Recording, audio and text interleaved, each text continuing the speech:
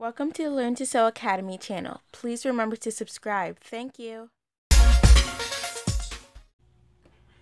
In this tutorial, I'm going to be showing you how to cut your armhole.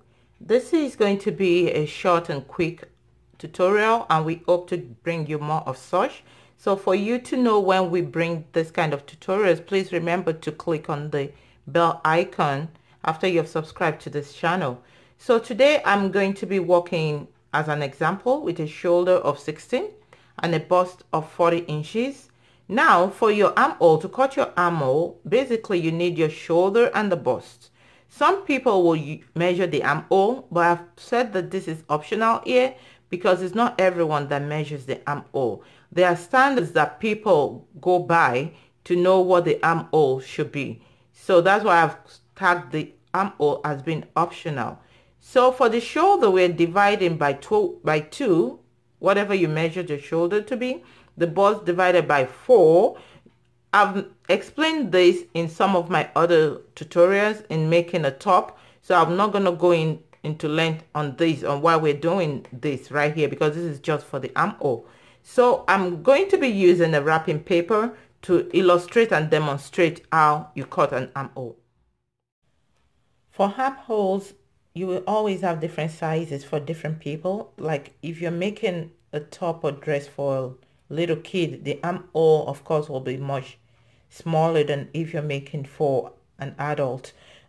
However, I mentioned standards earlier, and I just wanted to briefly talk about that. If you have a bust measurement of around 36 to 38, you may be looking at doing an armhole measurement from, like if you're measuring from up here, which you will see later in the video as I begin to do this, if you're measuring from like the shoulder area to where you have your bust area, which is where you're going to use to determine where to cuff this your armhole. If you're doing this measurement now, you may require like 9 to 10.5 inches if you have a bust measurement of 36 to around 38. If you have something higher like 40 to around 44, you can go anywhere from around 11 inches to 12 inches. As you begin to do this in your freehand cutting, you'll get more used to this, and you'll be able to tell what to use at each point in time. Plus, as I mentioned earlier, we all have different sizes, which may be why you may want to start by measuring, especially at the beginning. So I just wanted to touch on that real quick. In this example, we're using a shoulder of 16 inches. You divide that by 2, you're going to have 8 inches. So starting from the fold, you want to measure your 8 inches plus your allowance. So in this case, I'm leaving an allowance of ½ an inch. So I have my 8.5 inches at that point right there.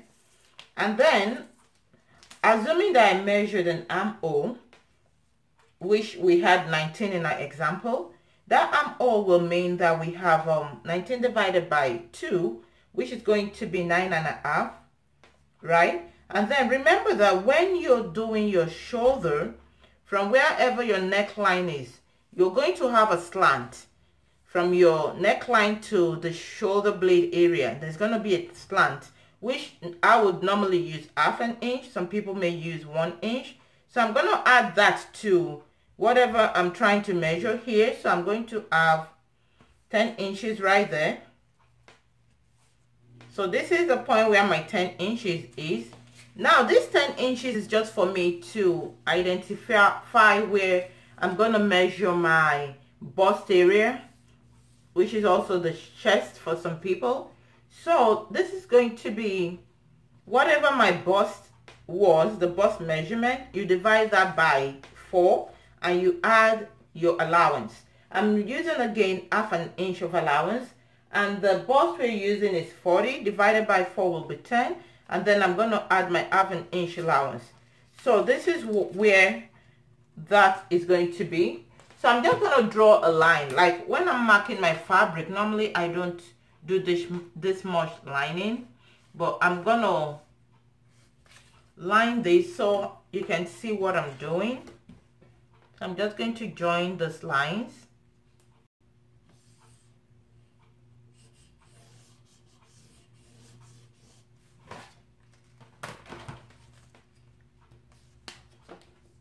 Now I'm going to just do a neckline so I can slant the slope of the, I can slant the shoulder. So my neckline, I'm assuming that I'm using 4 inches here. So my shoulder is here. I just want to measure half an inch over here, and then from my neckline to where the shoulder is, I'm going to do a slant.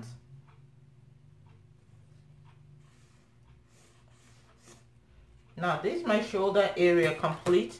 So now to do the armhole, you look at like a midpoint between here and here, where you have the beginning of your shoulder, and where you've measured that your bust area. So I'm looking for the midpoint area for that. So you look at whatever your own midpoint is. You want to put a mark right there. Then what you want to do is, you know where your bust is. Our bust was 10 inches plus the half, gave us half an inch. So our 10 inches was right here. So from that point to where you have your mid area for the, alongside the joining from the shoulder to the bust area, you want to do a curve from that point to that midpoint area. So if you don't have a French curve, you can use your pen or your marker, whatever you're using on your fabric. But if you have a French curve, you can just use that to do your curve. You can see they are about the same. You just want to do your curve and just measure that area just like that.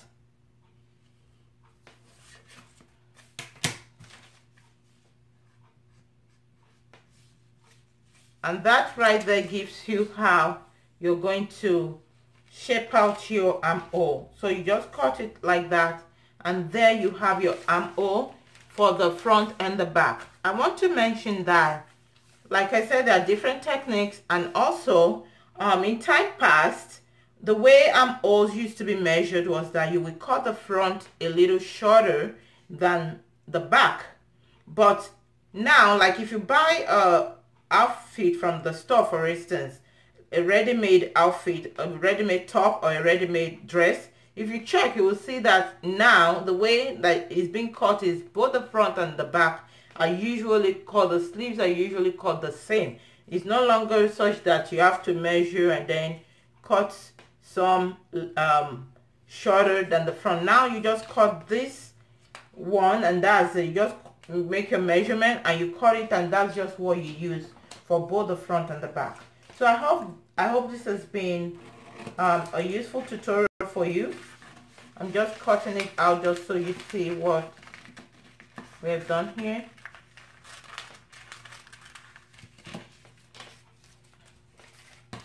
Then you do your shoulder slope. Then you can cut your neckline, whatever you've decided you want it to be. But this right here will be your armhole. So that's how you cut your armhole in a simple way, simple to follow way. And of course, these have to fit onto your sleeve, which is another topic. Like I mentioned earlier, this is just to show you the armhole. So I hope this was very